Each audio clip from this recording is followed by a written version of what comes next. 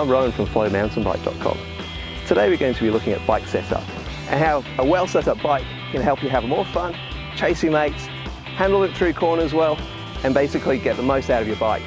A badly set up bike can lead to aches and pains, niggles in your backs and knees, and a bike that handles like a dog.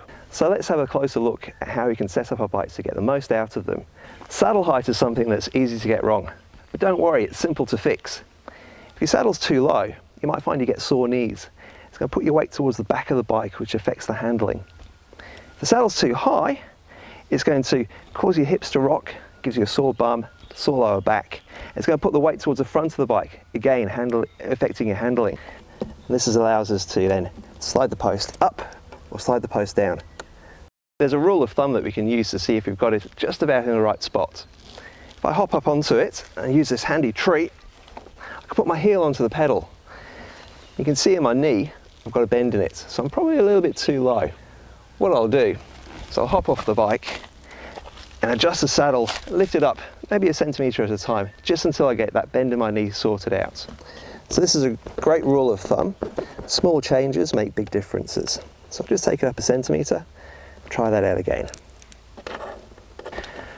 Now that that's done, I find the biggest thing that makes a change to the way that my bike handles is the angle of my brake levers.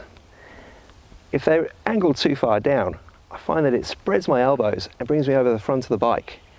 This is no good because it puts my weight forwards, and I don't want that when I'm going downhill. Conversely, if the levers are too far up, what it does is it brings my elbows in. If my elbows are in, I lose stability. I don't have the control that I'd like to have. It's no good in corners. It's no good going over rough terrain. So a nice compromise is what I'm looking for. Something that when I'm in my natural attack position, it's just underneath my fingertips. That way, I've got nice stability, I've got nice control, fun times down the trail. Grab an Allen key and pop it into the clamp on the back of your brakes. Loosen that off. We should be able to adjust the angle of our brake levers. So put yourself into what should be your natural attack position. Elbows out. Have a look at the line from your shoulder to your elbow, and it should then continue in a straight line through your wrist and to the end of your finger. That should be about right. Don't forget, grab the Allen key, tighten it back up again. Now modern brakes are fantastic, and we can get away with using 1 finger on them. That gives us 3 fingers to wrap under our handlebars.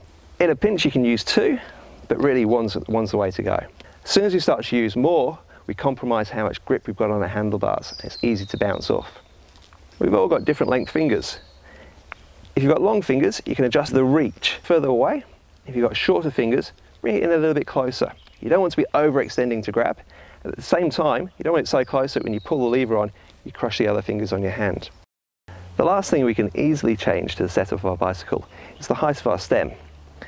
There's some extra steerer poking out the top of my stem, so it's quite easy for me to undo the Allen keys and lift the stem up.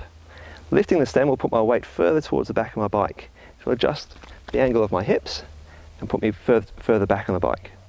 Dropping it down, putting it right down low, will actually bring me further over the front of the bike.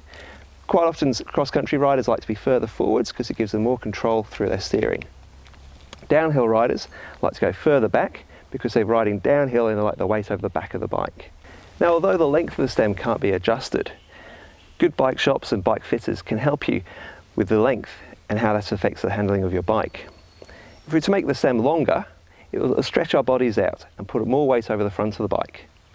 If we were to make the stem shorter, it's going to curl our bodies up a bit more and put weight towards the back of the bike. But these are 3 things that you can do quite easily by yourself that'll help improve the handling of your bike. Don't be afraid to have a play. Adjusting the height of your saddle, the angle of your brake levers, or the position of your stem will all knock onto each other. You'll find that a little adjustment here will make a change to your riding over there.